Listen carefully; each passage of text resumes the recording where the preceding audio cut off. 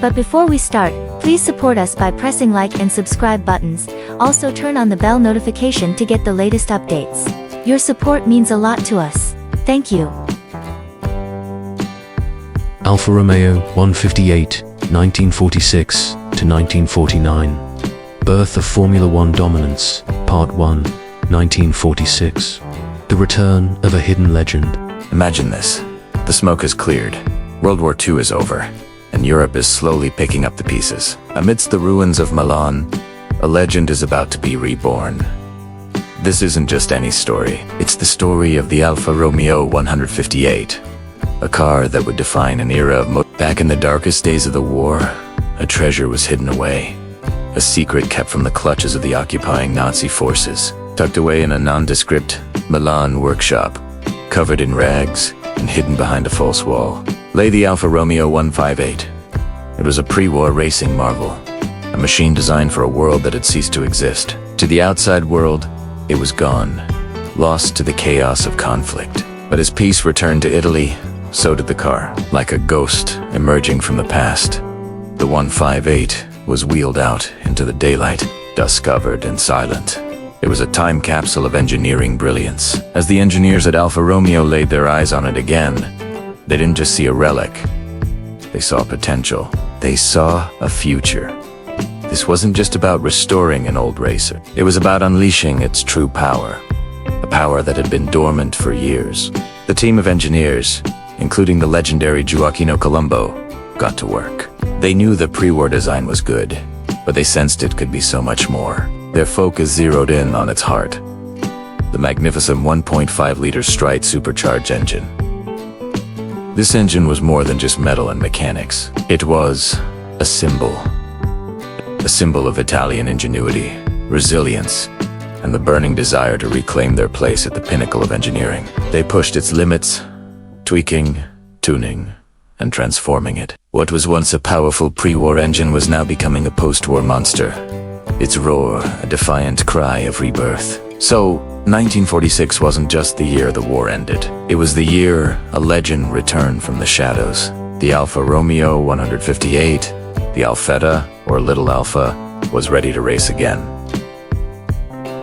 But this time it wasn't just competing. It was on a path to complete and utter domination, setting the stage for the very first Formula One World Championship. This hidden gem was about to become the undisputed king of the track. Thanks for watching. If you love stories of automotive history like this, make sure to subscribe and hit that bell icon so you do not miss the next part of our series on the incredible Alfa Romeo 158. See you in the next video. Alfa Romeo 158, 1946 to 1949. Birth of Formula One Dominance, Part 2, 1947. The car that no one could catch. Welcome back to our series on the legendary Alfa Romeo 158. Today, we're diving into Part 2. 1947, the year the Alfetta became the car that simply no one could catch. As the dust settled from the war, motorsport was roaring back to life, but something was different. In 1947, the Alfa 158 wasn't just fast. It was dangerously, almost unfairly, fast. Imagine lining up on the starting grid, your engine rumbling with anticipation, only to look over and see the sleek, red silhouette of the Alfa. 4 drivers in any other car. That sight became synonymous with a looming defeat. Competitors quickly realized they weren't just racing against another car. They were witnessing the birth of a new hierarchy in motor. The old guard was being pushed aside. The Alfetta's perfect blend of balance, raw speed, and, crucially, its bulletproof reliability set a standard that seemed impossible to reach. While others struggled with mechanical failures or couldn't keep pace, the Alfa 158 just kept going, lapping the field with what looked like effortless grace. Every circuit that year, from the tight corners of city streets to the long straights of purpose-built tracks, turned into a showcase of Italian engineering superiority. It was a masterclass in automotive dominance. The names of the drivers, Achille Barsi, Carlo Felice, Trossi, Chimpier, Wimmel became synonymous with victory. But the true star was the machine they piloted. The roar of its supercharged straight-eight engine was the soundtrack to a new era. It reached a point where opponents didn't just lose the race on the track. They felt outclassed before the green flag even dropped. The psychological impact was immense. The question wasn't asterisk if asterisk and Alfa would win, but asterisk which asterisk Alfa would win. The 1947 season cemented the 158's place in history, not just as a winner, but as a legend that redefined what it meant to be dominant. Join us next time as we explore how Alfa Romeo continued this incredible streak and solidified its legacy in the annals of racing. Thanks for watching, and don't forget to subscribe for more stories from the golden age of motor. Alfa Romeo 158, 1946 to 1949. Birth of Formula One Dominance, Part 3. 1948, the Fangio era begins. Welcome back to our series on the legendary Alfa Romeo 158. We've seen how this car dominated the post-war racing scene. But in 1948, something truly special happened. A new name emerged from Argentina, a name that would soon be whispered with reverence in every paddock and grandstand: Juan Manuel Fangio. Before Fangio, Grand Prix racing was often about raw courage and aggression. Drivers pushed their cars to the absolute limit, sometimes beyond, in a spectacle of controlled chaos. But Fangio brought something different. He introduced a style of driving that was almost surgical in its precision. He was calm, calculated, and incredibly smooth. Watching him was like watching a master artist at work. He never seemed rushed, yet he was astonishingly fast. He didn't fight the car, he danced with it. This was a new kind of genius, a level of finesse that redefined what it meant to be a top-tier driver. Now, imagine pairing this incredible talent with the most dominant car on the grid, the Alfa Romeo 158. The result was nothing short of spectacular.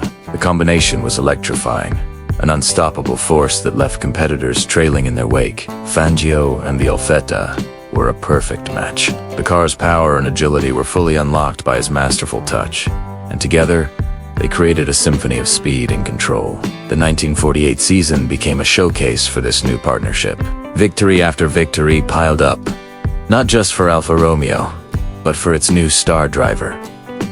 Fangio wasn't just winning races, he was announcing his arrival on the world stage. Each checkered flag was another step towards his destiny, another chapter in the story of a future five-time world champion. The crowds were witnessing the ascent of a driver who would become one of the greatest of all time. So, 1948 wasn't just another successful year for Alfa Romeo. It was the year that the legend of Fangio truly began. It was the moment when a man and a machine came together to create an era of dominance that would echo through the history of motorsport. The Alfetta had found its ultimate pilot, and the world of racing would never be the same. Thanks for watching. Join us next time as we explore the final years of the 158's reign and the dawn of the official Formula One World Championship. Don't forget to like, subscribe, and hit that notification bell so you don't miss it. See you then. Alfa Romeo 158, 1946 to 1949. Birth of Formula One Dominance, Part 4. 1949, the last test before Formula One arrived. 1949, a year poised on the brink of history for motor racing. It was the final, breathless moment before everything changed. The world was waiting for the official launch of the Formula One World Championship, and every race, every lap, every twist of the wheel was a dress rehearsal for the grand spectacle to come. For Alfa Romeo, this wasn't just a year of competition. It was the final, intensive phase of a master plan. Their weapon, the already formidable Tipo 158, the Alfa. And in 1949, their mission was simple: sharpen this weapon to absolute perfection. The roar of the Alfetta's supercharged straight-eight engine was the soundtrack to the season. From the sun-drenched circuits of Italy to the historic tracks across Europe, the 158 was the car to beat. Alfa Romeo treated each race not just as a chance to win, but as a live testing session. They meticulously analyzed data, tweaked the engine for more power, refined the suspension for better handling, and pushed the car's reliability to its limits. Engineers and drivers worked in perfect harmony, turning the car into an extension of the driver's will. Every gear change, every corner taken, provided crucial feedback to make the unbeatable even better. Of course, they weren't alone on the track. Rivals like Maserati and Talbot Lago were desperately trying to close the gap. They brought their own powerful machines and talented drivers, hungry to dethrone the reigning king. The competition was fierce, and the battles were legendary. There were moments when it seemed like a challenger might finally break through. But time and again, the Alfetta's superior engineering, power, and the sheer skill of its drivers proved too much. Each time a rival got close, Alfa Romeo found another gear, another fraction of a second, pushing the boundaries of what was thought possible. With every checkered flag, Alfa Romeo's confidence swelled. The victories weren't just trophies on a shelf. They were affirmations. They proved that their design philosophy, their engineering prowess, and their racing strategy were fundamentally superior. The team, from the mechanics in the garage to the legendary drivers like Juan Manuel, who would soon join their ranks, developed an unshakable belief in the 158. This wasn't just a fast car. It was a phenomenon, a legend in the making. They knew they had created something truly special. As the 1949 season drew to a close, a sense of anticipation filled the air. The results spoke for themselves. The Alfa Romeo 158 had utterly dominated. It had faced down every challenger and emerged not just victorious, but stronger. The world of motor racing looked on in awe. There was no longer any question. As the dawn of the official Formula One World Championship approached, everyone knew which car would be leading the charge. The Alfetta was ready. Its era of dominance was about to begin. Thanks for watching. If you enjoyed this journey back in time, don't forget to hit that like button, subscribe, and ring the bell so you don't miss the next chapter in our story. See you in the next one. Alfa Romeo 158, 1946 to 1949. Birth of Formula One Dominance, Part 5. Toward 1950. A machine built for the first F1 World Championship.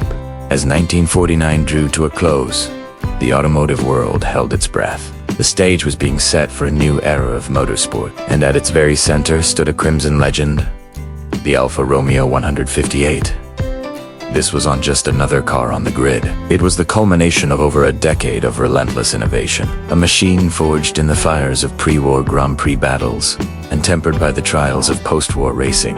Entering 1950, the Alfetta carried with it an aura of invincibility. Its momentum was unmatched, built on a foundation of victories that left rivals in its wake. This car was more than just a collection of mechanical parts. It was the living blueprint for what a Formula One champion should be. While other teams were still scrambling to find their footing, Alfa Romeo had a masterpiece. The engineers at Portello had spent years obsessively refining every single component. They had pushed the limits of the supercharged straight-eight engine, extracting an incredible power while ensuring it could endure the grueling demands of a full race distance. The car's handling was sublime, a perfect marriage of agility and stability that gave its drivers the confidence to push to the absolute edge. Think about it.